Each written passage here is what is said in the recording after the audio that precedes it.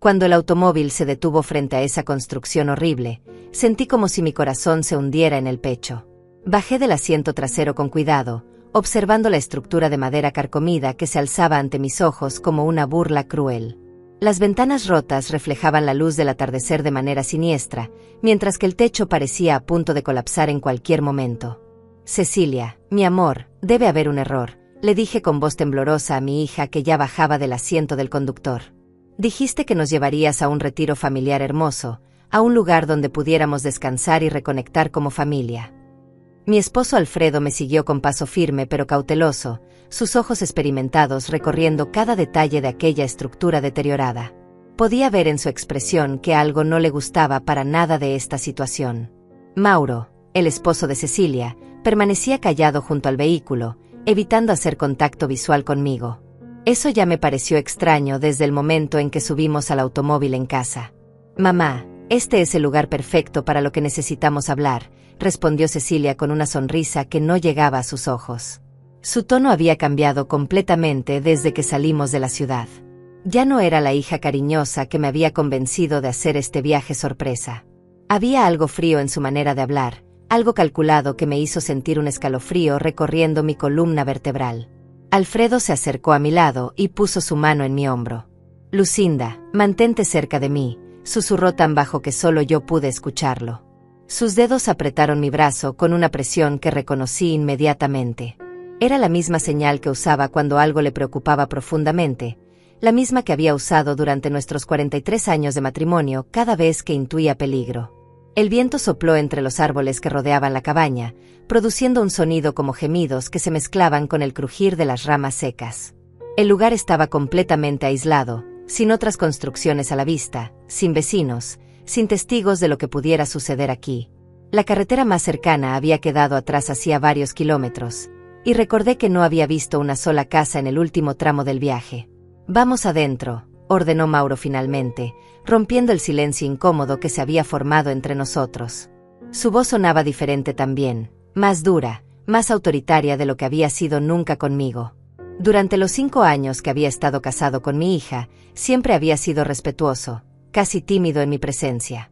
Pero ahora había algo amenazante en su postura, en la forma en que mantenía las manos en los bolsillos y evitaba mirarme directamente a los ojos. Cecilia caminó hacia la puerta principal de la cabaña, sacando una llave oxidada de su bolso.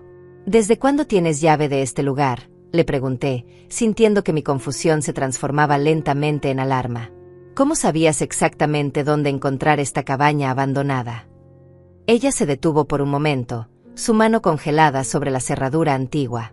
He estado planeando esto durante mucho tiempo, mamá, me respondió sin voltear a verme. Mucho más tiempo del que te imaginas. La puerta se abrió con un chirrido que me erizó la piel. El interior estaba sumido en penumbras, con rayos de luz filtrándose a través de las grietas en las paredes y creando patrones extraños en el suelo de madera podrida. El aire que salió de la cabaña olía a humedad, a abandono, a años de deterioro sin cuidado alguno. No voy a entrar ahí, declaré, dando un paso hacia atrás instintivamente. Cecilia, si querías hablar conmigo sobre algo importante, podríamos haber ido a un restaurante bonito, o incluso quedarnos en casa tomando café como siempre hemos hecho. Alfredo asintió junto a mí, posicionándose de manera protectora entre yo y la entrada de la cabaña. Tu madre tiene razón, le dijo a Cecilia con voz firme. Este no es lugar para una conversación familiar. Si hay algo que necesitan decirnos, podemos hacerlo aquí afuera, junto al automóvil, y luego regresamos a casa antes de que oscurezca. Pero Mauro se movió rápidamente, bloqueando nuestro acceso al vehículo. Me temo que eso no va a ser posible, dijo con una sonrisa que me heló la sangre. Van a entrar a la cabaña, van a sentarse, y van a escuchar muy atentamente lo que tenemos que decirles. Cecilia se había dado vuelta completamente ahora, y pude ver en sus ojos algo que nunca había visto antes. No era enojo, ni frustración, ni siquiera resentimiento. Era algo mucho más oscuro, algo que me hizo preguntarme si realmente conocía a la hija que había criado durante 35 años.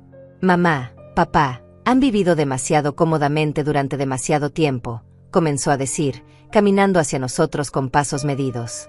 Tienen una casa hermosa valuada en $400,000, tienen ahorros que nunca usan, tienen propiedades que solo acumulan polvo. Nosotros somos jóvenes, tenemos sueños, tenemos planes que requieren capital. Alfredo se tensó junto a mí. ¿De qué estás hablando, Cecilia?, le preguntó con voz controlada pero alerta. Trabajé toda mi vida para darles una buena educación a ti y a tus hermanos, para asegurarme de que nunca les faltara nada. Tu madre y yo hemos sido generosos contigo siempre. No lo suficientemente generosos, interrumpió Mauro, acercándose desde el otro lado. Es hora de que entiendan que su tiempo ya pasó. Es hora de que la generación joven tome el control de los recursos familiares. En ese momento, mientras observaba a mi hija y a su esposo posicionándose para bloquearnos cualquier escape, sentí que Alfredo apretaba mi mano de una manera muy específica. 3 apretones cortos, 2 largos, 1 corto. Era un código que habíamos desarrollado años atrás, cuando él trabajaba en situaciones peligrosas y necesitaba comunicarse conmigo sin que otros lo supieran. Significaba: tengo un plan. Confía en mí. Pero lo que me sorprendió no fue el código en sí, sino lo que susurró inmediatamente después, tan bajo que apenas pude escucharlo. No te preocupes, Lucinda. No estamos solos aquí. Ella se olvidó de revisar el segundo piso y ni se imagina que tenemos compañía. Basta de susurros, gritó Cecilia de repente, su máscara de falsa dulzura cayendo completamente. Entren a la cabaña ahora mismo, o las cosas se van a poner mucho más difíciles para ustedes. Mauro sacó algo de su bolsillo, algo que brilló metálicamente bajo la luz del atardecer. No queremos lastimar a nadie, dijo con voz amenazante, pero estamos preparados para hacer lo que sea necesario. Mi mente intentaba procesar lo que estaba sucediendo. Esta no podía ser mi hija, la niña que había criado con tanto amor, la joven que se había graduado de la universidad gracias a nuestros sacrificios, la mujer que había llorado en mis brazos cuando tuvo problemas en su matrimonio. ¿Cómo habíamos llegado a este punto?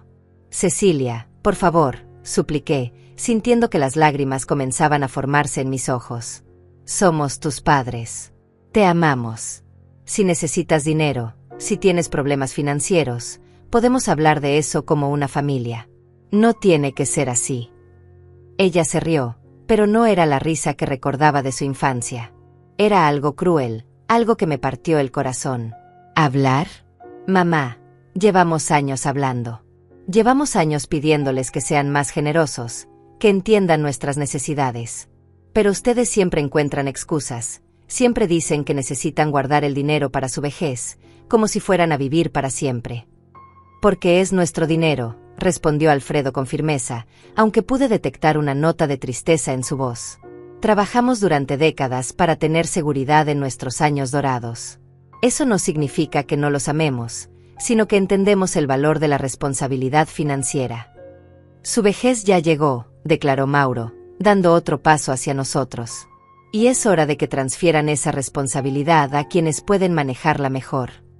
Las amenazas se estaban volviendo más explícitas, y podía sentir el miedo creciendo en mi pecho como una planta venenosa. Pero al mismo tiempo, las misteriosas señales de Alfredo me mantenían con una extraña sensación de esperanza. ¿Qué había querido decir con que teníamos compañía? ¿Quién más sabía que estábamos aquí? El sol comenzaba a ponerse detrás de los árboles, y las sombras se alargaban alrededor de la cabaña como dedos oscuros que trataban de alcanzarnos. Pronto sería de noche, y la idea de estar atrapados en ese lugar horrible en la oscuridad me llenaba de terror.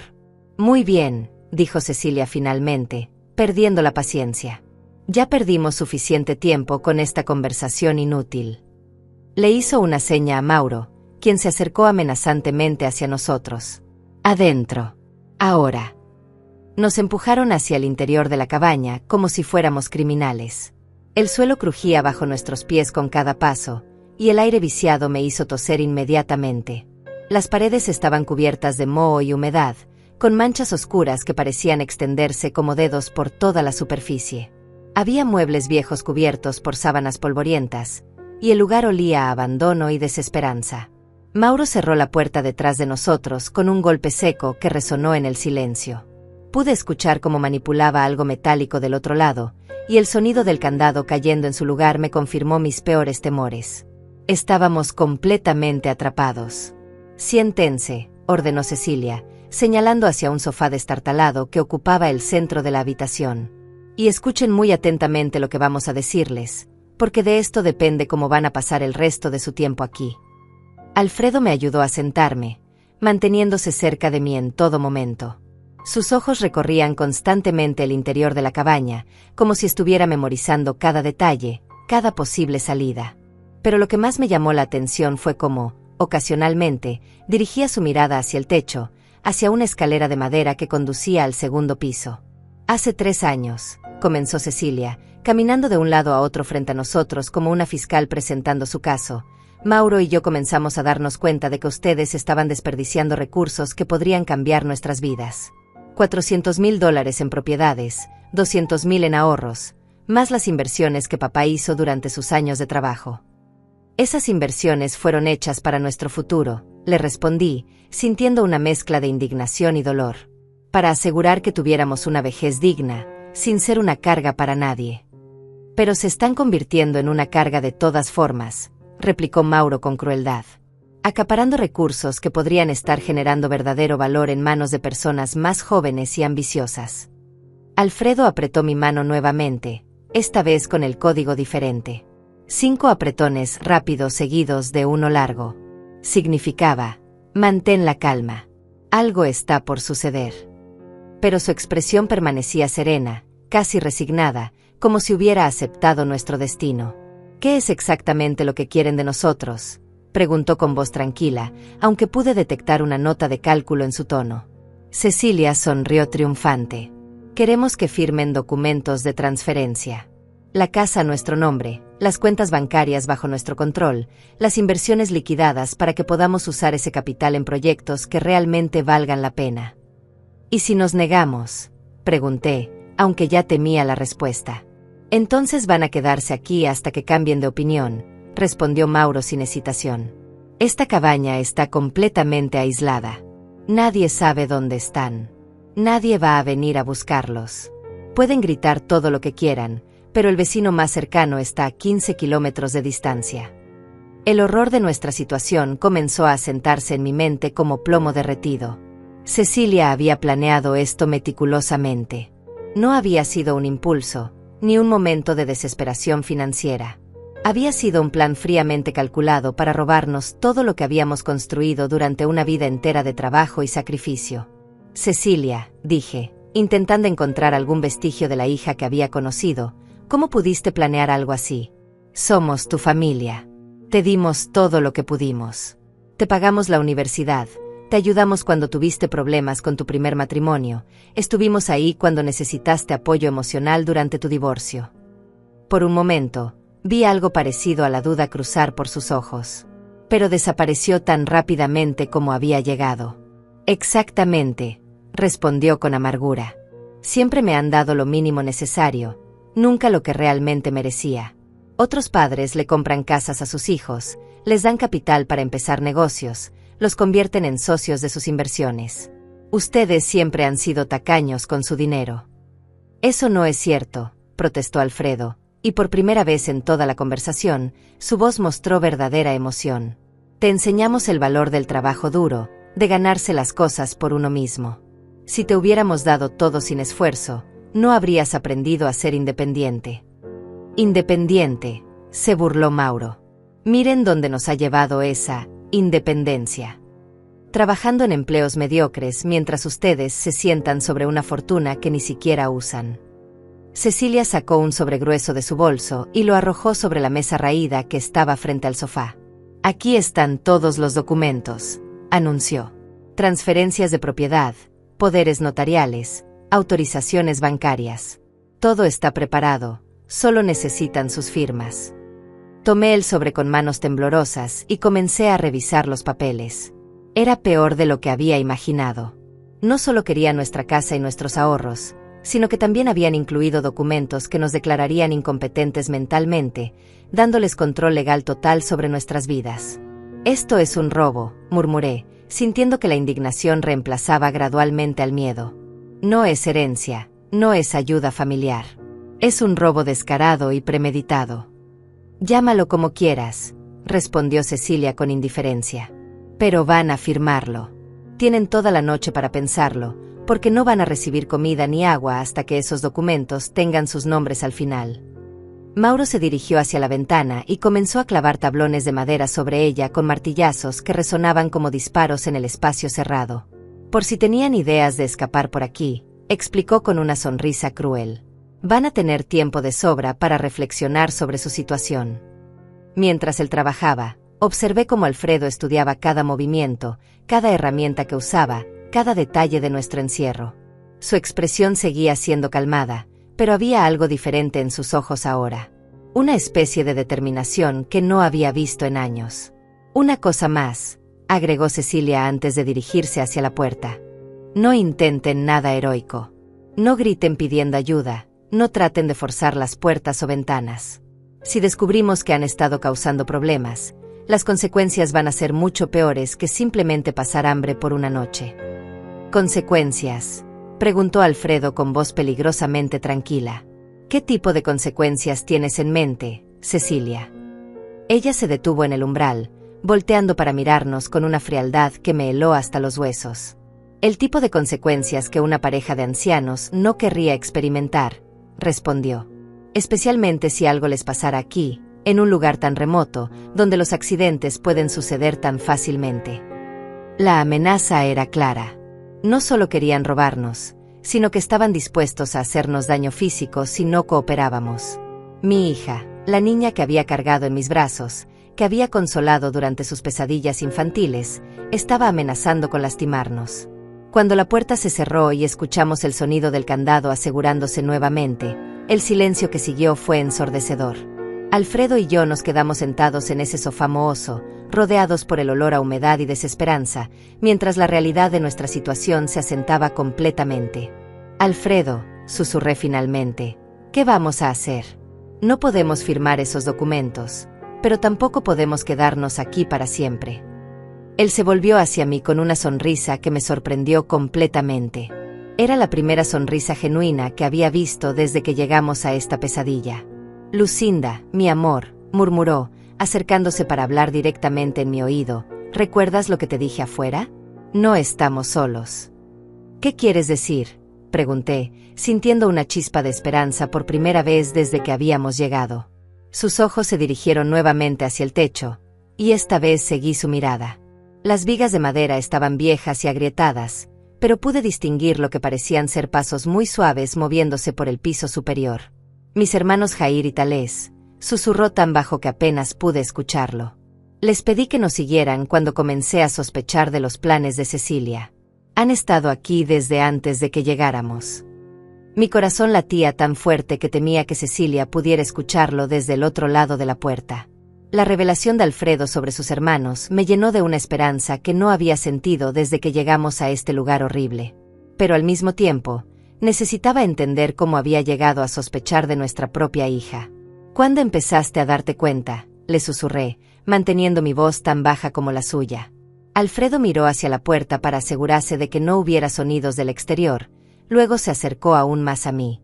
Hace 3 meses, comenzó, cuando Cecilia empezó a visitarnos con más frecuencia de lo normal. Al principio pensé que era porque finalmente estaba madurando, que quería pasar más tiempo con nosotros. Pero luego noté que siempre hacía las mismas preguntas. ¿Qué tipo de preguntas?, murmuré, recordando vagamente algunas conversaciones que ahora cobraban un significado completamente diferente. Sobre nuestros ahorros, sobre las inversiones, sobre si habíamos hecho testamento, continuó Alfredo. Y siempre con esa excusa de que estaba preocupada por nuestro futuro, de que quería asegurarse de que estuviéramos bien preparados financieramente. Ahora que lo mencionaba, yo también recordaba esas conversaciones. Cecilia había comenzado a mostrarse inusualmente interesada en nuestras finanzas, preguntando sobre bancos específicos, montos exactos, fechas de vencimiento de inversiones. En aquel momento había pensado que era una muestra de madurez de su parte, una señal de que finalmente se estaba tomando en serio la planificación financiera. Pero lo que realmente me alertó, siguió Alfredo, fue cuando la encontré revisando papeles en mi estudio mientras tú estabas en el jardín. Dijo que estaba buscando un bolígrafo, pero yo había visto cómo fotografiaba documentos con su teléfono. ¿Por qué no me dijiste nada?, pregunté, sintiendo una mezcla de alivio y preocupación. Porque esperaba estar equivocado, admitió con tristeza. Era nuestra hija, Lucinda. Quería creer que tenía explicaciones inocentes para todo. Pero cuando hace 2 semanas me sugirió este retiro familiar en un lugar que ella conocía, y cuando insistió en que no le dijéramos a nadie más sobre el viaje, supe que algo malo estaba planeando. Los pasos en el piso superior se habían vuelto más evidentes ahora que sabía qué buscar. Era un sonido casi imperceptible, como si alguien caminara descalzo tratando de no hacer ruido. ¿Cómo lograste contactar a Jair y Thalés sin que Cecilia se diera cuenta? Les llamé anoche, después de que tú te durmieras, explicó. Les dije que tenía una sensación muy mala sobre este viaje, que necesitaba que nos siguieran desde lejos sin que Cecilia y Mauro los vieran. Al principio pensaron que estaba siendo paranoico, pero cuando les expliqué todo lo que había notado en los últimos meses, estuvieron de acuerdo en ayudarnos. Un ruido fuera de la cabaña nos hizo callar inmediatamente. Podía escuchar a Cecilia y Mauro hablando, aunque no podía distinguir sus palabras exactas. Sus voces sonaban animadas, casi celebratorias, como si ya hubieran ganado. ¿Cómo sabían tus hermanos dónde encontrar esta cabaña?, susurré cuando el ruido exterior disminuyó. Siguieron nuestro automóvil desde una distancia segura, respondió Alfredo. Cuando llegamos aquí, se estacionaron en el bosque y esperaron a que Cecilia y Mauro nos encerraran antes de moverse. Probablemente entraron por alguna ventana del segundo piso mientras ellos estaban ocupados amenazándonos. La idea de que habíamos tenido ayuda todo este tiempo, de que no estábamos completamente solos e indefensos, me dio fuerzas para pensar con más claridad. ¿Qué vamos a hacer ahora? ¿Cómo nos van a ayudar a salir de aquí? Esa es la parte complicada, admitió Alfredo. No pueden simplemente bajarnos y abrir la puerta, porque Cecilia y Mauro están ahí afuera vigilando. Necesitamos un plan más sutil, algo que nos permita no solo escapar, sino también asegurar que ellos paguen por lo que han hecho. Mientras hablábamos en susurros, comencé a examinar más cuidadosamente nuestro entorno. La habitación principal de la cabaña era espaciosa, pero estaba en mal estado. Además del sofá donde estábamos sentados, había una mesa vieja, algunas sillas rotas y estantes vacíos contra las paredes. La escalera que conducía al segundo piso parecía sólida a pesar de su edad, y me preguntaba cómo habían logrado Jair y Thalés subir sin que los escucháramos. Alfredo, murmuré, necesito que me expliques algo. Si tus hermanos están arriba, ¿por qué no han bajado a ayudarnos directamente? Porque necesitamos evidencia, respondió con una sabiduría que no había esperado. Si simplemente escapamos ahora, Cecilia y Mauro podrían negar todo. Podrían decir que esto fue un malentendido, que nosotros malinterpretamos la situación. Necesitamos pruebas de lo que realmente planeaban hacer. En ese momento, escuchamos el sonido de un automóvil acercándose. Las voces de Cecilia y Mauro se volvieron más urgentes, y pude escuchar pasos rápidos alrededor de la cabaña. Alfredo y yo intercambiamos miradas preocupadas. ¿Quién más sabía sobre este lugar? ¡Maldición!, escuchamos que gritaba Mauro desde afuera. El radiador se recalentó completamente. No vamos a poder regresar a la ciudad esta noche. ¿Qué vamos a hacer?, le respondió Cecilia, y pude detectar pánico en su voz. No planeamos quedarnos aquí. No trajimos provisiones para pasar la noche. Sus voces se acercaron a nuestra ventana bloqueada. Tendremos que dormir en el automóvil, dijo Mauro. O tal vez podamos forzar una de las otras habitaciones de esta cabaña para pasar la noche. No, respondió Cecilia firmemente. No vamos a dejarlos solos ni por un minuto. Si nos quedamos aquí, uno de nosotros va a tener que hacer guardia toda la noche para asegurar que no traten de escapar. Alfredo me apretó la mano nuevamente, esta vez con el código para oportunidad. El hecho de que Cecilia y Mauro tuvieran que improvisar sus planes significaba que también estaban en una posición vulnerable. Lucinda, susurró Alfredo, esto podría ser exactamente lo que necesitamos. Si están distraídos con sus propios problemas, mis hermanos van a tener más oportunidades para moverse sin ser detectados. Como si hubieran escuchado sus comentarios, los pasos en el piso superior se volvieron ligeramente más audibles. Era como si Jair y Thalés estuvieran aprovechando el ruido exterior para moverse con más libertad. ¿Qué crees que están haciendo allá arriba?, pregunté. Probablemente documentando todo, respondió Alfredo. Jair siempre fue meticuloso con los detalles, y Thalés tiene experiencia en situaciones legales complicadas. Si hay alguna manera de reunir evidencia de lo que Cecilia y Mauro planeaban hacer, ellos la van a encontrar. Afuera, pude escuchar cómo Cecilia y Mauro continuaban discutiendo sus opciones. Sus voces se movían alrededor de la cabaña, inspeccionando el perímetro, probablemente buscando la mejor manera de pasar la noche vigilándonos. «Esto es perfecto», murmuró Mauro. «En realidad, es mejor que nos quedemos aquí. Podemos presionarlos durante toda la noche, hacer que entiendan que no tienen alternativas». «Tienes razón», acordó Cecilia. «Para mañana por la mañana van a estar mucho más dispuestos a cooperar. Una noche en este lugar horrible los va a convencer de que no estamos jugando». Su crueldad casual me horrorizaba. Esta era mi hija, la niña que había criado con amor y paciencia, hablando de torturarnos psicológicamente como si fuéramos extraños que le debían dinero. «Alfredo», susurré, «hay algo que no entiendo. Si Jair y Talés están arriba, ¿cómo van a comunicarse con nosotros sin que Cecilia y Mauro los escuchen?» Él sonrió misteriosamente. «Mis hermanos y yo desarrollamos nuestros propios métodos de comunicación cuando éramos niños», explicó. «Crecimos en una casa donde hacer ruido podía traer consecuencias, así que aprendimos a hablar sin hablar». Antes de que pudiera preguntarle qué quería decir exactamente, escuchamos un sonido muy suave proveniente del techo. 3 golpecitos cortos, una pausa, 2 golpecitos largos, otra pausa, un golpecito corto. Alfredo sonrió. «Están preguntando si estamos bien», tradujo. Tomó una moneda de su bolsillo y golpeó suavemente el brazo del sofá con el mismo patrón, pero en orden inverso. Un golpecito corto, pausa, 2 golpecitos largos, pausa, 3 golpecitos cortos.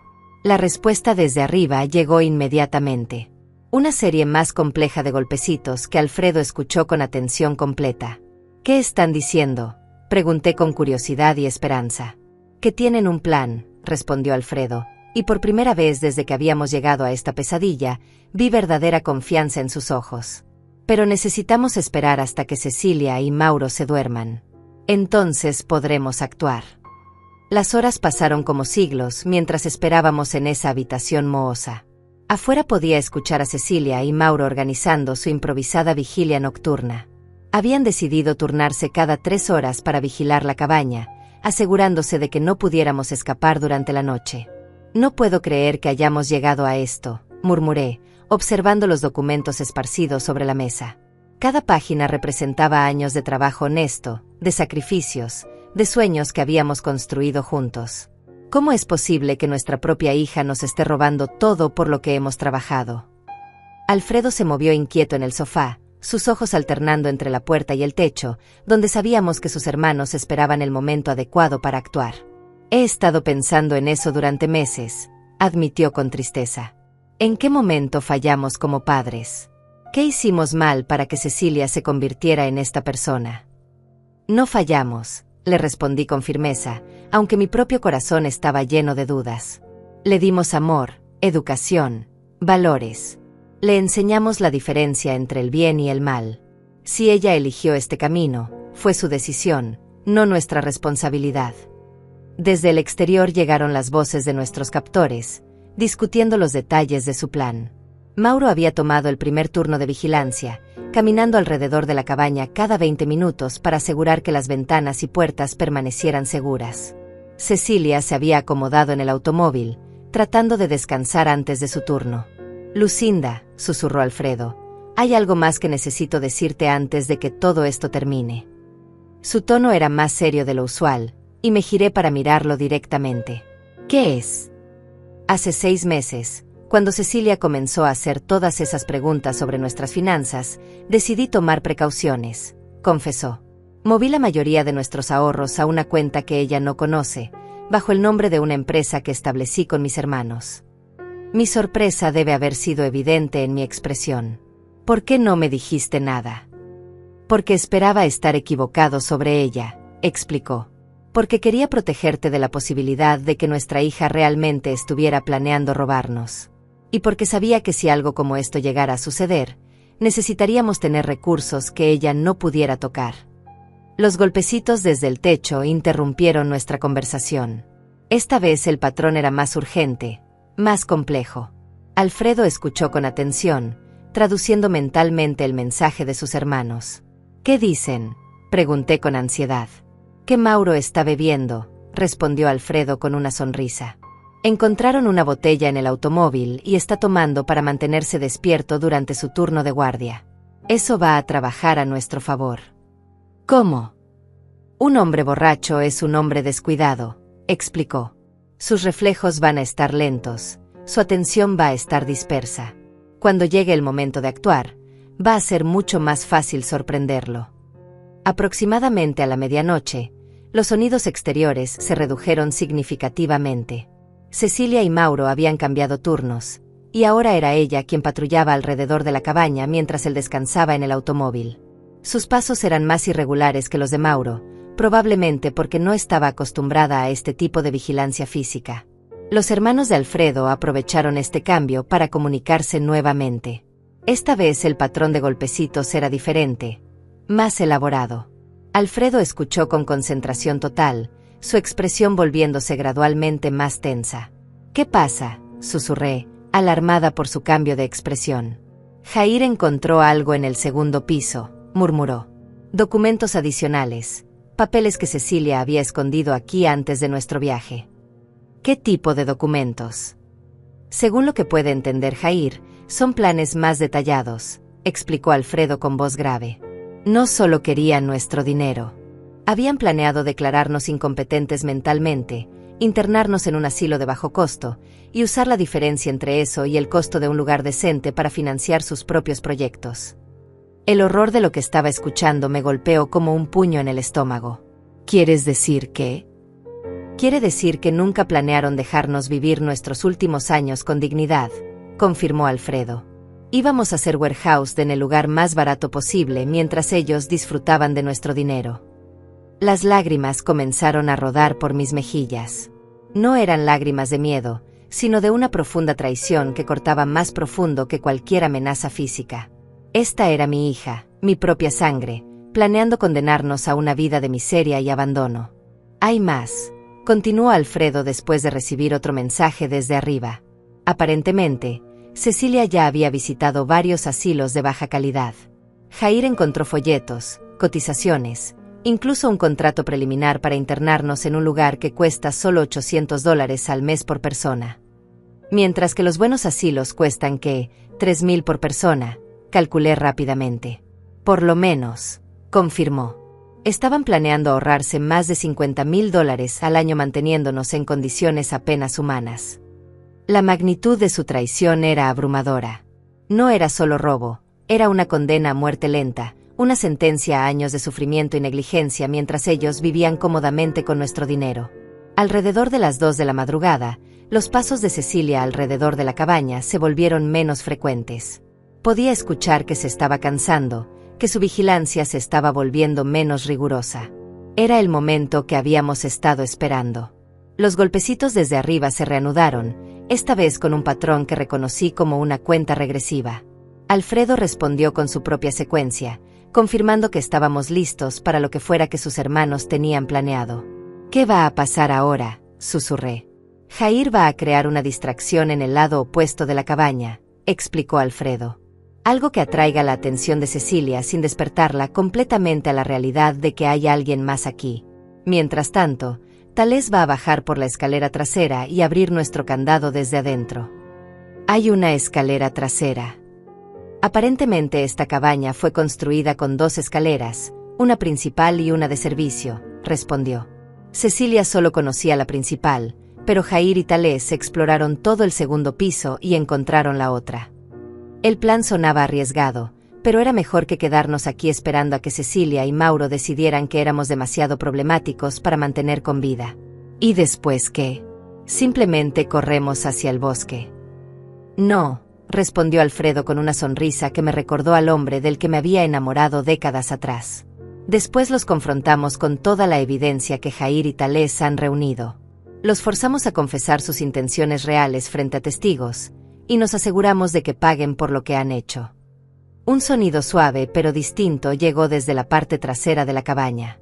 Era como si alguien hubiera tirado una piedra contra la pared exterior.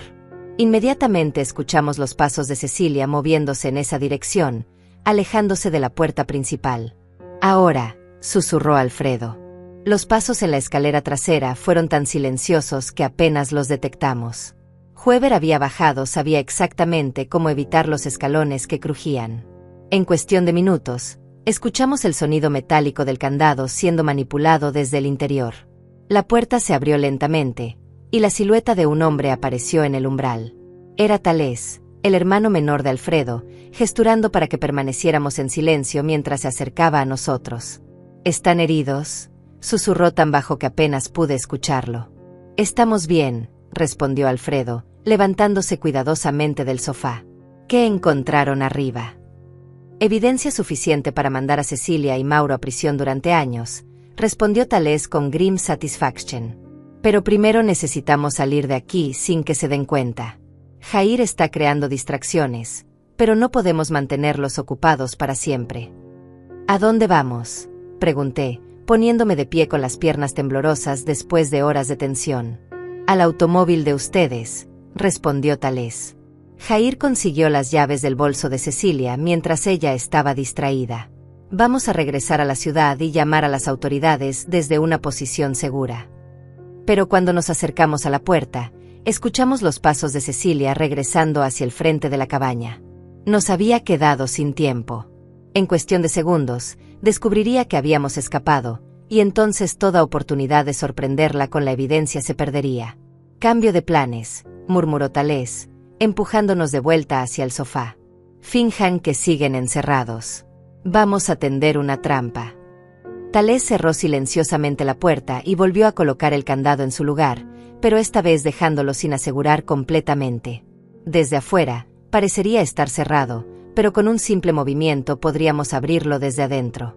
Se movió como una sombra hacia la escalera trasera, desapareciendo en la oscuridad justo cuando escuchamos los pasos de Cecilia acercándose nuevamente a la entrada principal.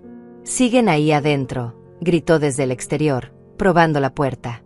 «¿Dónde más íbamos a estar?», le respondí, tratando de mantener mi voz lo más normal posible a pesar de la adrenalina que corría por mis venas. «Más les vale no estar planeando nada estúpido», murmuró, y pude escuchar sus pasos alejándose nuevamente. Alfredo y yo intercambiamos miradas llenas de esperanza y terror. Sabíamos que el momento decisivo estaba cerca, pero también entendíamos que cualquier error podría costarnos todo. Si Cecilia y Mauro descubrían que habíamos tenido ayuda todo este tiempo, podrían volverse desesperadamente peligrosos. Los minutos pasaron lentamente hasta que escuchamos el sonido que habíamos estado esperando, los pasos de Cecilia volviéndose irregulares, más espaciados. Se estaba quedando dormida durante su turno de guardia. Era exactamente la oportunidad que necesitábamos. Los golpecitos desde arriba reanudaron, esta vez con un patrón que Alfredo tradujo como «prepárense». Me ayudó a levantarme del sofá y nos posicionamos cerca de la puerta, listos para actuar cuando llegara el momento. Thales reapareció como un fantasma, esta vez acompañado por Jair. El hermano mayor de Alfredo llevaba una bolsa llena de documentos y lo que parecían ser fotografías. Su expresión era grave, como si hubiera visto algo que lo había perturbado profundamente. «¿Qué encontraron exactamente?», susurró Alfredo. «Peor de lo que pensábamos», respondió Jair, abriendo la bolsa cuidadosamente. No solo planeaban internarlos en un asilo barato. Tenían contactos con un médico corrupto que habría falsificado reportes sobre su estado mental, declarándolos incompetentes para tomar decisiones financieras. Sacó un folder lleno de papeles. «Aquí están las comunicaciones por email entre Cecilia y este médico. Le iban a pagar $5,000 por firmar documentos que los declararían mentalmente incapaces». $5,000, repetí, sintiendo náuseas. Iba a vendernos por $5,000. «Hay más», continuó Jair sombríamente. «También encontramos evidencia de que habían estado investigando asilos específicos conocidos por su negligencia. Lugares donde la gente muere por falta de cuidado médico básico».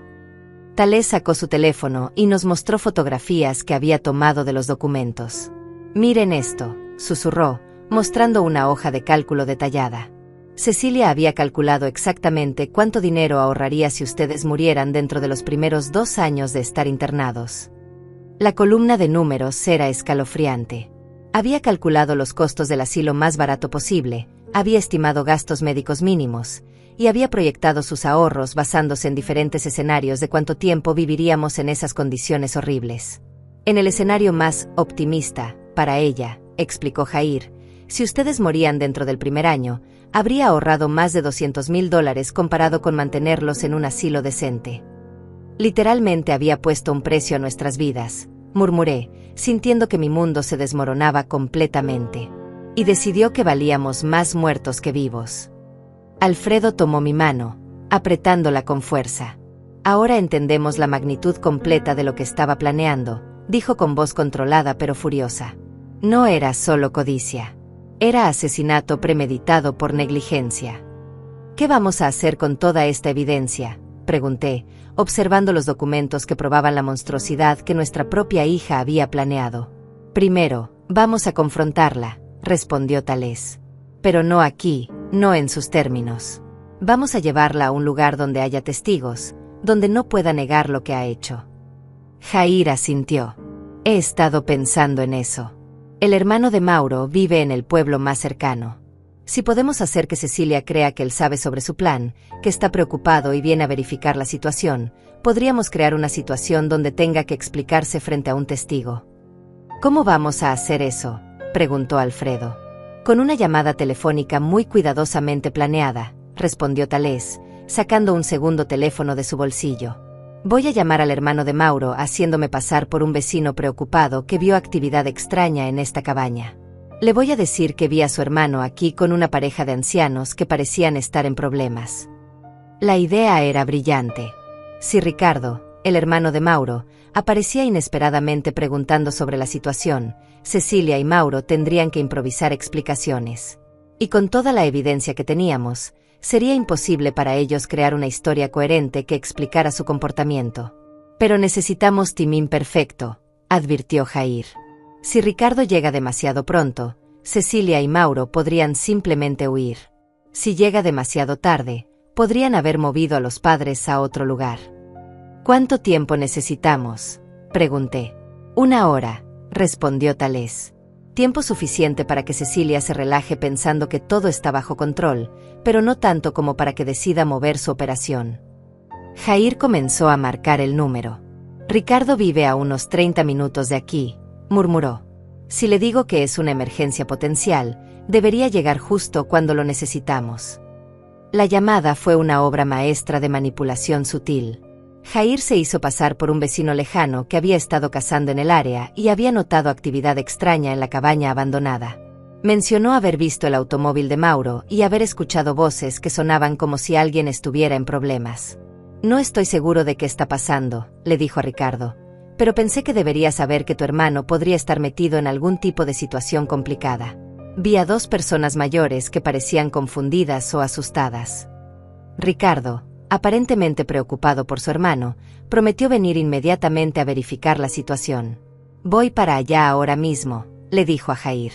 Mauro ha estado pasando por dificultades financieras últimamente, y me preocupa que pueda haber tomado decisiones desesperadas. Cuando Jair terminó la llamada, todos nos quedamos en silencio por un momento, absorbiendo la magnitud de lo que acababa de poner en movimiento. Ahora tenemos 1 hora para prepararnos para la confrontación más importante de nuestras vidas, dijo finalmente. ¿Qué vamos a decir exactamente cuando Ricardo llegue?, pregunté.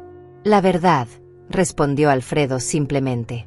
Vamos a decir la verdad completa, respaldada por toda la evidencia que Jair y Tales han reunido. Vamos a explicar exactamente lo que Cecilia y Mauro planeaban hacer, y vamos a dejar que Ricardo saque sus propias conclusiones. Tales organizó cuidadosamente todos los documentos. Tenemos emails, fotografías, hojas de cálculo, cotizaciones de asilos, comunicaciones con el médico corrupto, y hasta transcripciones de conversaciones que grabé con mi teléfono mientras estábamos en el 2º piso.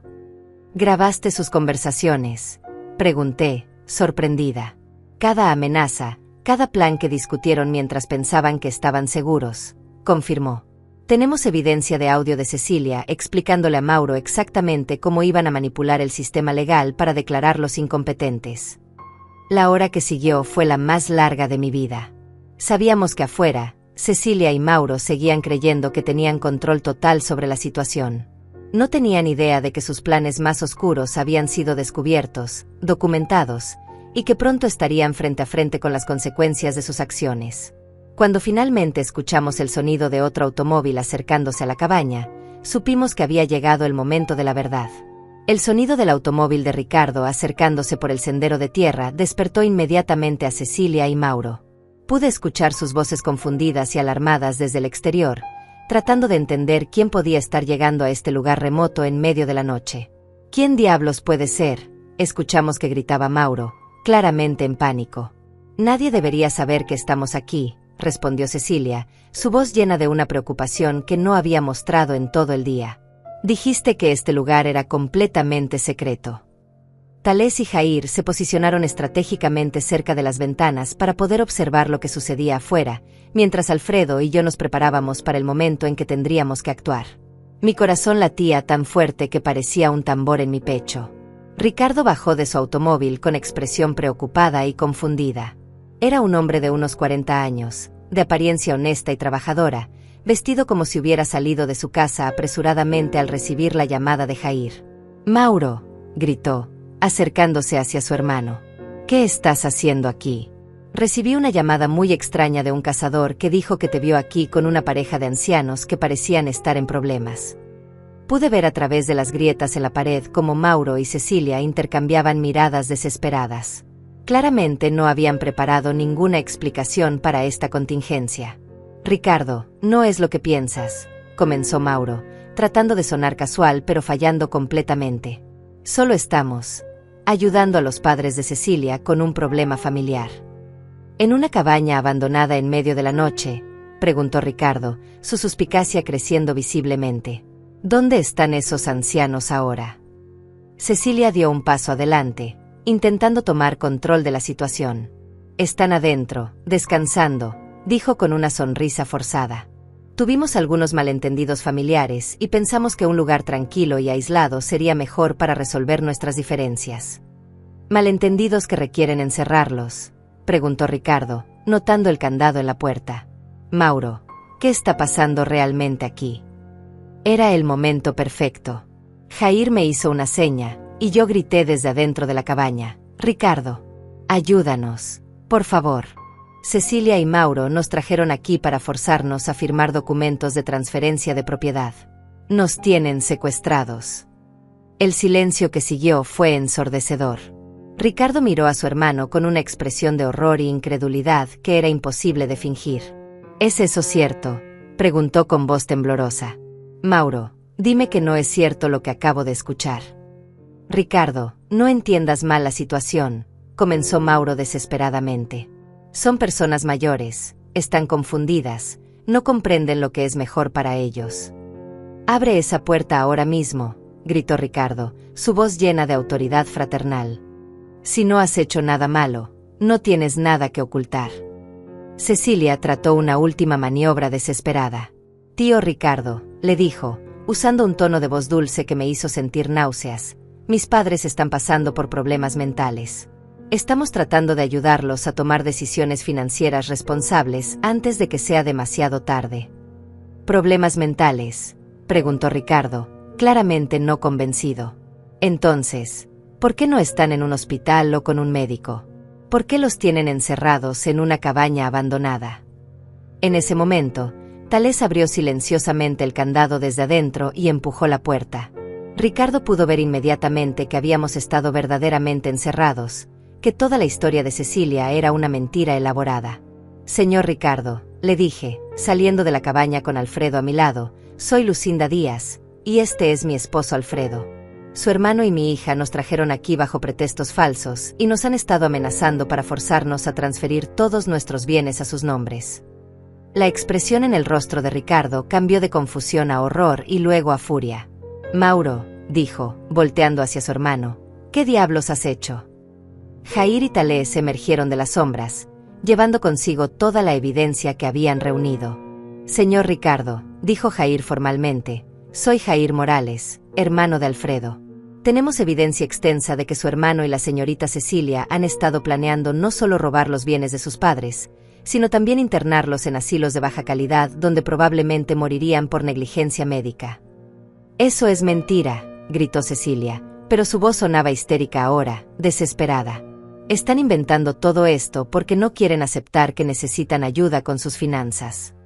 Thalés abrió la bolsa de documentos. Entonces, ¿cómo explica estos emails entre usted y el doctor Mendoza, donde discuten pagarle $5,000 por falsificar reportes psiquiátricos?, preguntó, mostrando las impresiones de las comunicaciones. El color desapareció completamente del rostro de Cecilia. Ricardo tomó los papeles y comenzó a leerlos bajo la luz de su linterna, su expresión volviéndose más grave con cada línea. Y esta hoja de cálculo donde calculó exactamente cuánto dinero ahorraría si sus padres morían en diferentes plazos de tiempo, continuó Thalés, mostrando más evidencia. Mauro trató de arrebatar los documentos de las manos de su hermano. Ricardo, no escuches a estos locos. Están tratando de... No me toques, gritó Ricardo, apartándose de su hermano con disgusto. No puedo creer lo que estoy viendo. Alfredo se acercó a Ricardo con calma. Señor, entendemos que esto debe ser muy difícil para usted. Su hermano es su familia, igual que Cecilia era la nuestra. Pero tiene que ver la evidencia por sí mismo. Ricardo continuó leyendo los documentos, y con cada página su expresión se volvía más horrorizada.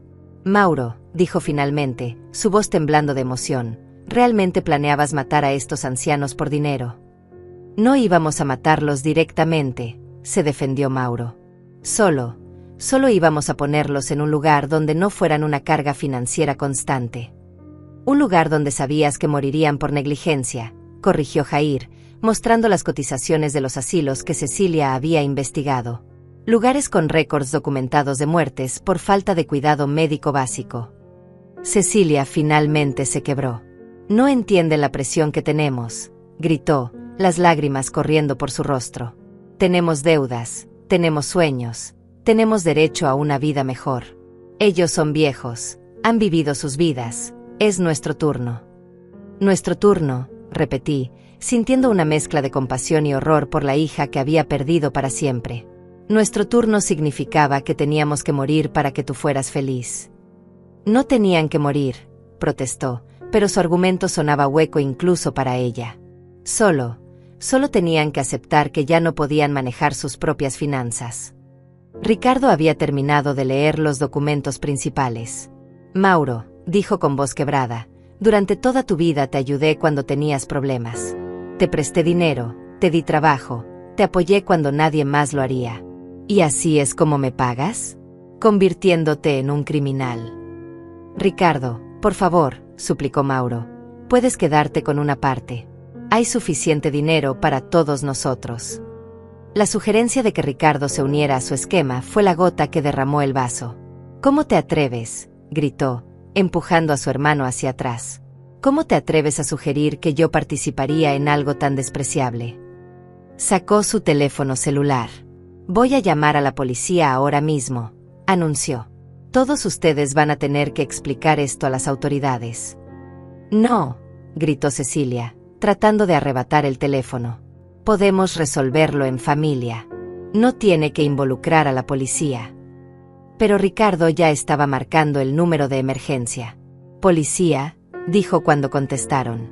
Necesito reportar un secuestro e intento de fraude.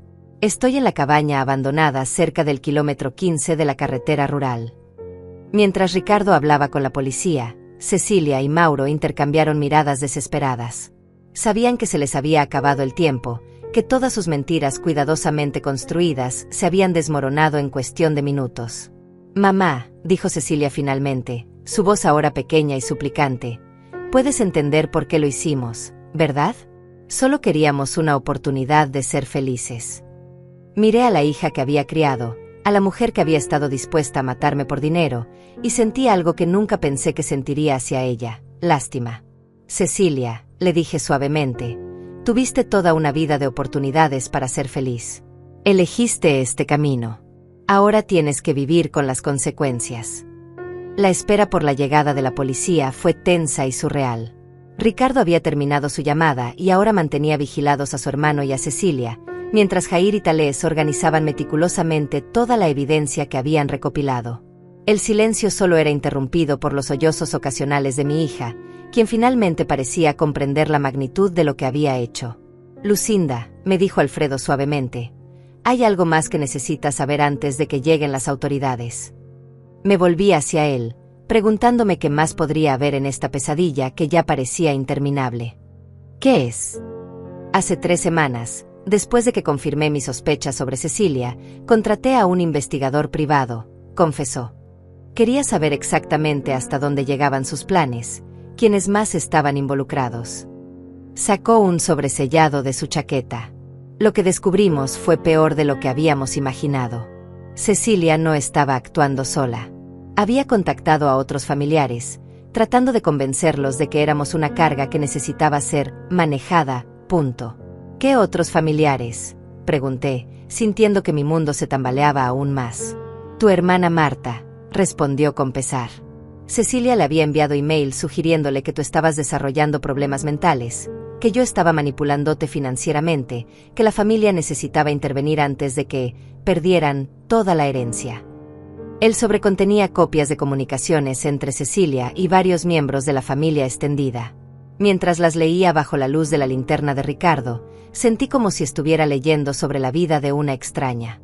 Cecilia había creado una narrativa completamente ficticia sobre nuestras vidas, pintándonos como ancianos confundidos que necesitaban ser salvados de nosotros mismos.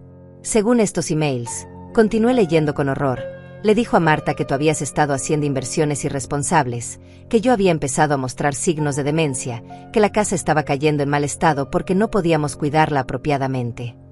Todo mentiras, murmuró Alfredo.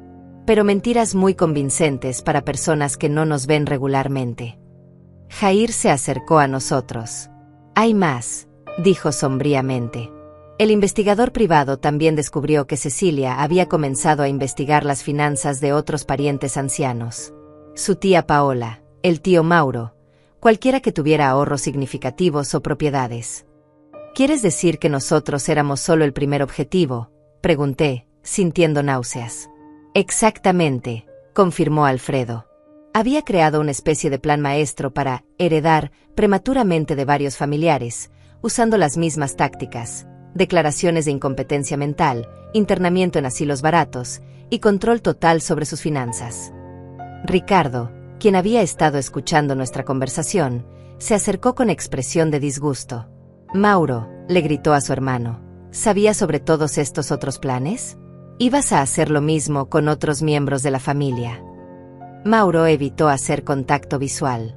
Era solo una conversación teórica, murmuró. Nunca dijimos que realmente íbamos a hacer algo con otros familiares. Mentiroso, gritó Tales, mostrando más documentos. Aquí hay una lista completa de objetivos potenciales, con estimaciones de sus valores netos y cronogramas propuestos para cada intervención, punto. La lista era escalofriante. Cecilia había investigado meticulosamente las finanzas de al menos 8 familiares diferentes, había calculado sus edades y estados de salud, y había creado lo que esencialmente era un calendario de robos planificados que se extendería durante los próximos 5 años. Tía Paola era la siguiente, leí en voz alta. Programada para intervención en 6 meses, valor estimado de $250,000 en propiedades y ahorros. Cecilia finalmente levantó la cabeza, sus ojos rojos de llorar. No entienden la presión económica que enfrentamos las generaciones jóvenes, dijo con una voz que trataba de sonar justificada, pero solo sonaba patética. Los precios de las casas están por las nubes, los salarios son estancados, no podemos competir con las generaciones anteriores que compraron propiedades cuando eran baratas. Entonces la solución era robarnos, le pregunté, sintiendo una mezcla de tristeza y furia. La solución era planear nuestras muertes por negligencia. No eran muertes planificadas, protestó. Era redistribución intergeneracional de riqueza. Estábamos acelerando un proceso que iba a suceder de todas formas. Alfredo se levantó de donde estaba sentado y caminó hacia ella.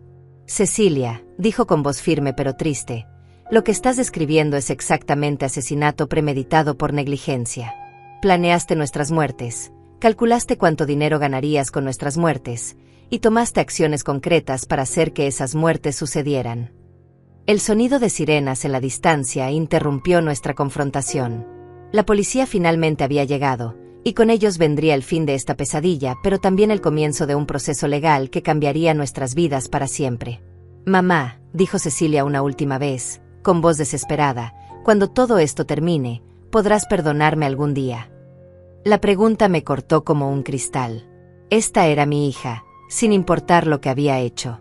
La había cargado en mis brazos, la había consolado durante sus pesadillas, la había amado incondicionalmente durante 35 años. ¿Cómo podía responder a esa pregunta? No lo sé, Cecilia, le respondí honestamente. No sé si algún día podré olvidar que estuviste dispuesta a matarme por dinero. No sé si podré perdonar que planeaste mi muerte y calculaste exactamente cuánto valía mi vida para ti. Las sirenas se acercaban cada vez más. Pronto habría oficiales de policía, informes, arrestos y un proceso legal que expondría toda la verdad sobre lo que había sucedido aquí. Pero hay algo que sí sé, continué, mirando directamente a los ojos de mi hija. Sé que voy a vivir el resto de mi vida sabiendo que tomé las decisiones correctas, que trabajé honestamente por lo que tengo, que traté a mi familia con amor y respeto, y que cuando me enfrenté con una situación imposible, elegí la verdad en lugar del silencio. Ricardo puso su mano en mi hombro. «Señora Lucinda», dijo suavemente, «lamento muchísimo lo que mi hermano ha hecho. Si hay algo que pueda hacer para ayudarla durante el proceso legal que viene, por favor dígamelo». «Gracias, Ricardo», le respondí. Su honestidad y decencia esta noche probablemente nos salvaron la vida. Los vehículos policiales finalmente llegaron al claro donde estaba la cabaña. 3 patrullas con luces intermitentes iluminaron la escena como si fuera día. Los oficiales bajaron de sus vehículos con cautela, claramente preparados para cualquier situación que pudieran encontrar. «¿Quién hizo la llamada?», preguntó el oficial al mando. «Yo», respondió Ricardo, acercándose con las manos visibles. «Soy Ricardo Morales. Recibí una llamada sobre actividad extraña aquí y cuando llegué descubrí que mi hermano y su cómplice habían secuestrado a esta pareja de ancianos para forzarlos a transferir sus propiedades». El oficial miró alrededor de la escena, notando inmediatamente la cabaña deteriorada, el candado en la puerta y la expresión de culpabilidad evidente en los rostros de Cecilia y Mauro. «Señores», dijo dirigiéndose a Alfredo y a mí, «¿están ustedes heridos? ¿Necesitan atención médica?» «Estamos físicamente bien», respondió Alfredo, «pero hemos pasado por una experiencia muy traumática. Tenemos evidencia extensa de lo que estas personas planeaban hacer con nosotros». Jair se adelantó con la bolsa de documentos. «Oficial», dijo formalmente, «soy investigador privado licenciado. Tengo aquí evidencia fotográfica, documentos físicos y grabaciones de audio que prueban que los acusados planeaban cometer fraude, secuestro y potencialmente asesinato por negligencia». El oficial principal tomó la bolsa y comenzó a examinar su contenido bajo la luz de su linterna. Con cada documento que revisaba, su expresión se volvía más grave. «Van a necesitar leer todo esto en detalle en la estación», dijo finalmente. «Pero basándome en lo que estoy viendo aquí, vamos a arrestar a ambos sospechosos por secuestro, intento de fraude y conspiración». Mientras los oficiales comenzaron a leer sus derechos a Cecilia y Mauro, me di cuenta de que esta pesadilla finalmente estaba llegando a su fin. Pero también sabía que las verdaderas consecuencias de lo que había sucedido aquí apenas se estaban comenzando. Los siguientes días pasaron como un torbellino de declaraciones policiales, entrevistas con fiscales y reuniones con abogados. Ricardo había cumplido su promesa de ayudarnos, contactando al mejor abogado penalista de la región para representarnos durante el proceso.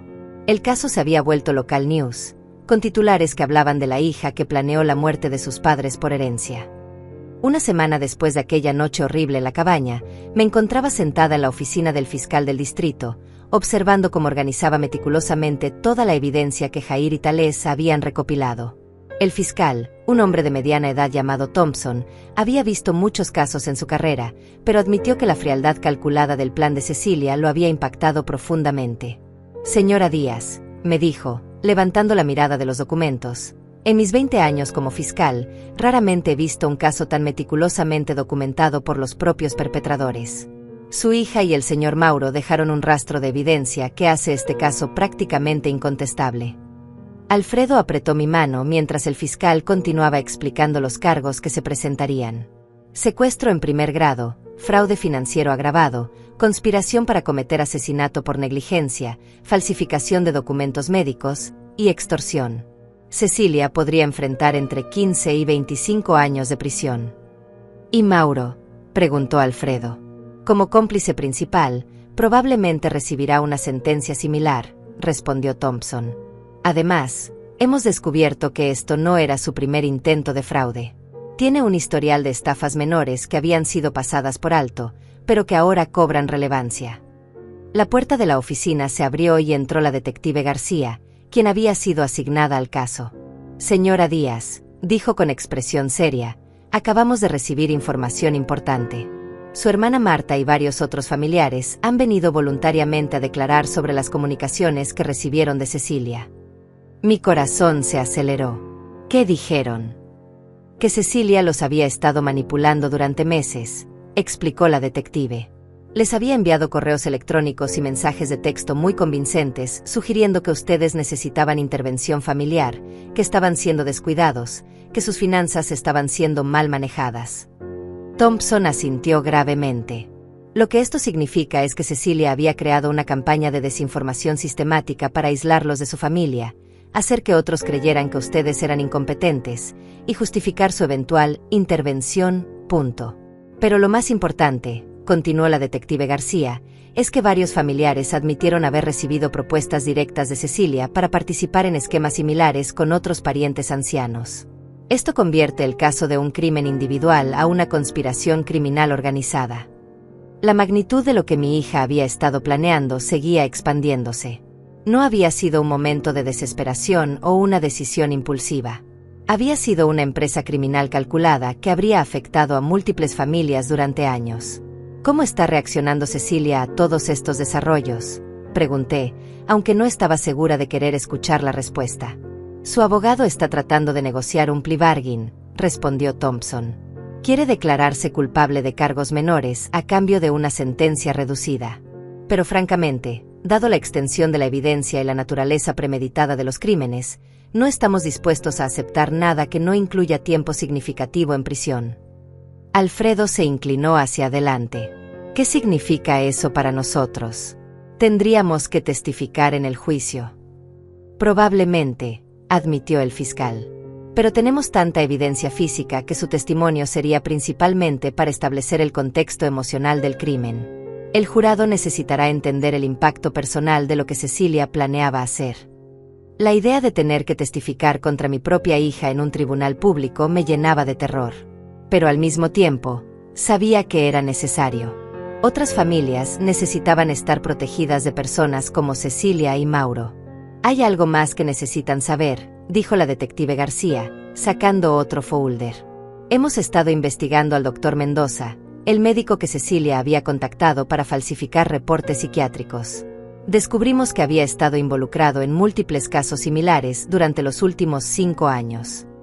Múltiples casos, repetí con horror. Familias donde médicos han falsificado evaluaciones mentales para permitir que parientes codiciosos tomen control de las finanzas de ancianos, explicó. El doctor Mendoza aparentemente había convertido esto en un side business lucrativo, cobrando entre $5,000 y $10,000 por cada evaluación falsa. Thompson abrió el folder y nos mostró una lista de nombres. Estamos contactando a todas estas familias para determinar si hubo víctimas reales de este esquema. Su caso podría haber expuesto una red criminal mucho más grande de lo que inicialmente pensamos. La conversación fue interrumpida por una llamada telefónica. Thompson habló brevemente, luego colgó con expresión satisfecha. Buenas noticias, anunció. El abogado de Cecilia acaba de llamar. Quiere reunirse para discutir los términos de una confesión completa. Aparentemente, el peso de toda la evidencia la ha convencido de que no tiene sentido seguir luchando contra los cargos. ¿Qué tipo de confesión?, preguntó Alfredo. Una confesión que incluiría todos los detalles de su plan original, nombres de otros cómplices potenciales, información sobre el doctor Mendoza y cualquier otro esquema similar que pueda haber estado contemplando, explicó Thompson. A cambio, su abogado está pidiendo consideración durante la sentencia. Me quedé en silencio por varios minutos. procesando todo lo que habíamos aprendido.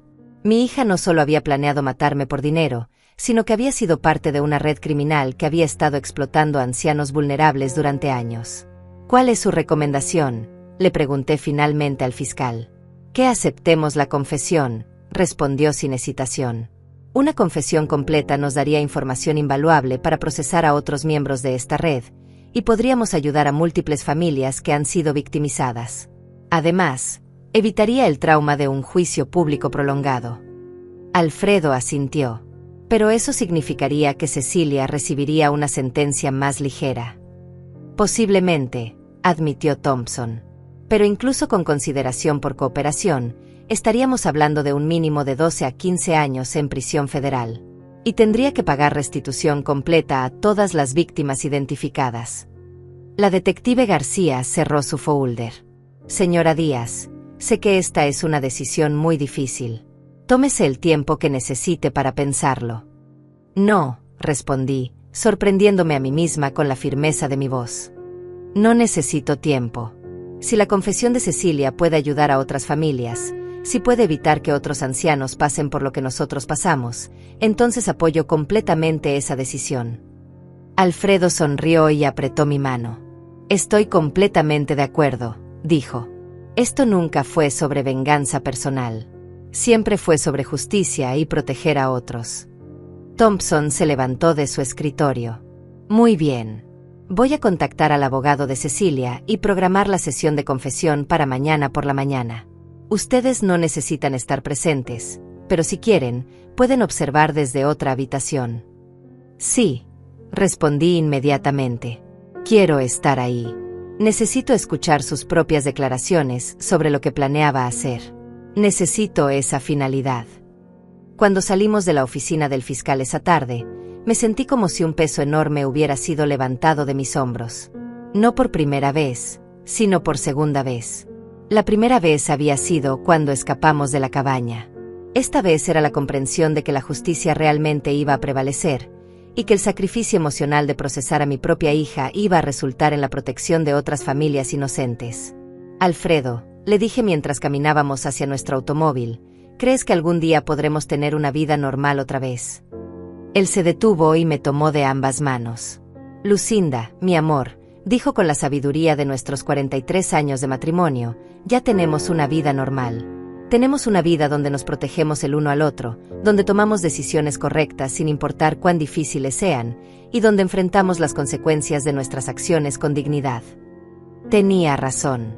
A pesar de todo lo que había sucedido, a pesar de la traición de nuestra propia hija, seguíamos siendo las mismas personas que habíamos sido siempre. Y eso era más valioso que cualquier cantidad de dinero que Cecilia hubiera tratado de robarnos. 3 años habían pasado desde aquella noche horrible en la cabaña. Esta mañana, mientras regaba las rosas en el jardín que había creado en memoria de todo lo que habíamos superado, recibí una carta que había estado esperando y temiendo a la vez.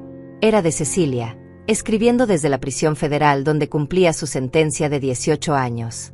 Alfredo salió de la casa con 2 tazas de café y se sentó junto a mí en el banco que habíamos instalado bajo el rosal más grande. ¿Es de ella?, preguntó suavemente.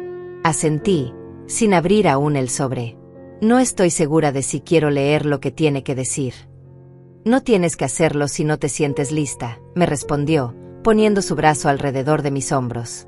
Ha pasado tiempo suficiente para que sepas que no le debes nada, ni siquiera tu atención.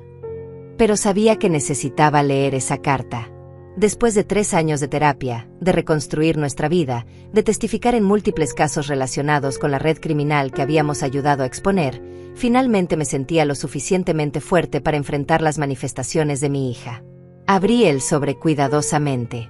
La carta estaba escrita en el papel oficial de la prisión, con la letra de Cecilia que reconocía desde que era niña.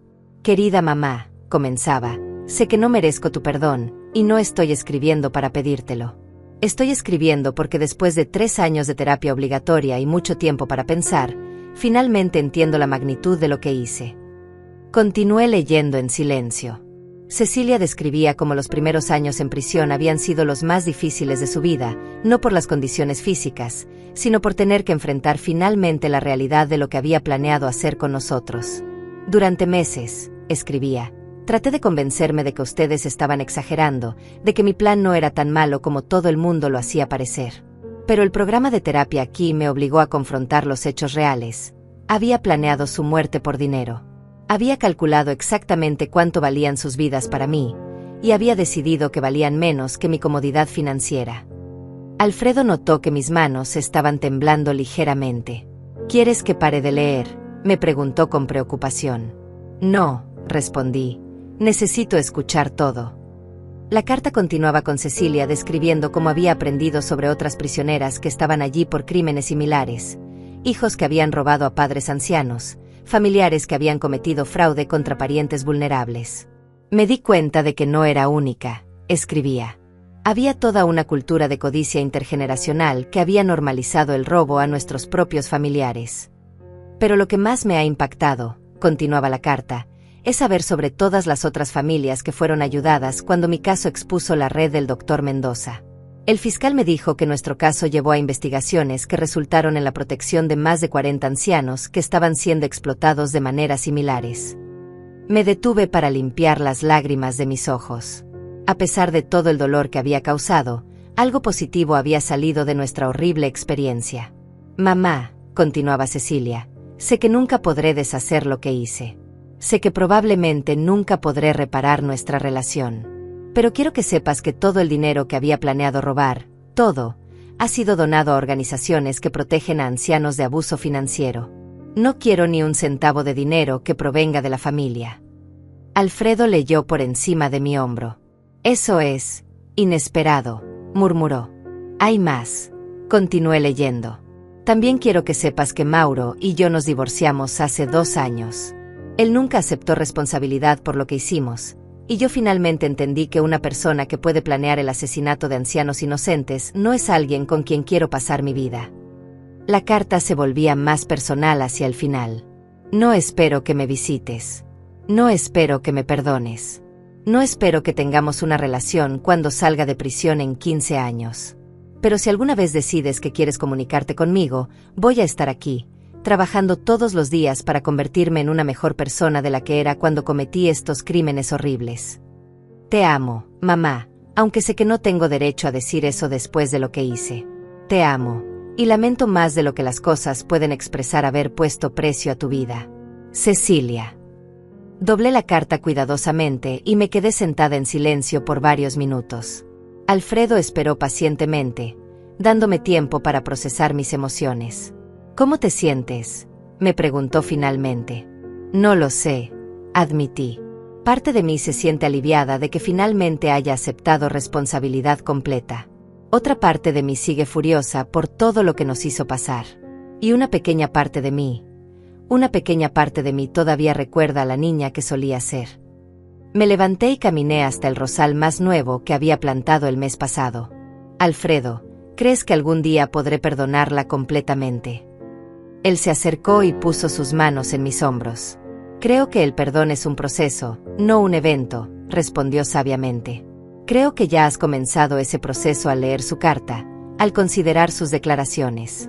Pero también creo que el perdón no significa que tengas que permitir que vuelva a estar en tu vida. Tenía razón. Durante los últimos 3 años, habíamos reconstruido nuestras vidas de maneras que nunca habríamos imaginado. El jardín donde estábamos parados había sido creado con dinero que habíamos decidido donar en memoria de todas las víctimas de abuso de ancianos. Habíamos convertido una parte de nuestra casa en un centro de recursos para familias que enfrentaban situaciones similares. ¿Sabes qué me hace más orgullosa?, le dije a Alfredo. No es que hayamos sobrevivido lo que Cecilia nos hizo. Es que hayamos elegido usar esa experiencia para ayudar a otros. Ricardo se había convertido en un amigo cercano y colaborador en nuestro trabajo de advocacy. Jair y Tales visitaban regularmente, y habíamos desarrollado una relación familiar que era más fuerte que nunca. Habíamos perdido una hija, pero habíamos ganado una familia extendida que nos valoraba por quienes éramos realmente. Lucinda, dijo Alfredo, hay algo que he estado queriendo decirte. Me volví para mirarlo. ¿Qué es? Estos han sido los años más difíciles de nuestro matrimonio, dijo, pero también han sido algunos de los más significativos. Ver cómo has transformado el dolor en propósito, cómo has convertido la traición en servicio a otros, me ha hecho enamorarme de ti de nuevas maneras. Sus declaraciones me tocaron profundamente. Alfredo, no podría haber hecho nada de esto sin ti. Tu sabiduría para sospechar de Cecilia, tu previsión para proteger nuestras finanzas, tu coraje para confrontar la verdad, me salvaste la vida de múltiples maneras. Esa tarde, decidimos escribir una respuesta a la carta de Cecilia. No una carta de perdón completo, no una invitación a volver a nuestras vidas, pero sí un reconocimiento de que habíamos recibido sus declaraciones y que las habíamos considerado seriamente. Cecilia, escribimos juntos, recibimos tu carta y apreciamos que hayas aceptado responsabilidad completa por tus acciones. Nos alegra saber que estás trabajando para convertirte en una mejor persona, y respetamos tu decisión de donar el dinero a organizaciones benéficas. No estamos listos para una relación directa contigo, continuamos, pero no descartamos esa posibilidad en el futuro. Por ahora, estamos enfocados en continuar nuestro trabajo ayudando a otras familias que enfrentan situaciones similares. Te deseamos crecimiento genuino y paz durante el resto de tu sentence. Mamá y papá. Esa noche, mientras me preparaba para dormir, me di cuenta de que por primera vez en 3 años, no tenía pesadillas sobre la cabaña. No tenía miedo sobre el futuro. No sentía resentimiento constante sobre el pasado. Alfredo, le dije mientras apagaba la luz, creo que finalmente estamos listos para el próximo capítulo de nuestras vidas. ¿Qué capítulo es ese?, me preguntó, tomando mi mano en la oscuridad. El capítulo donde somos completamente libres, respondí. Libres del miedo, libres del resentimiento, libres de la traición.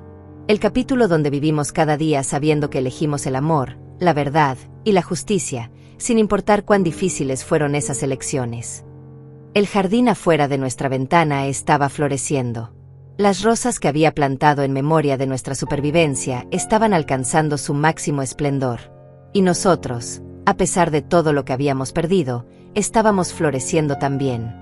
Habíamos sobrevivido la traición más profunda imaginable, y habíamos elegido convertir esa experiencia en algo que protegía a otros. Esa era una victoria que ninguna cantidad de dinero podría comprar, y una paz que nadie podría quitarnos jamás.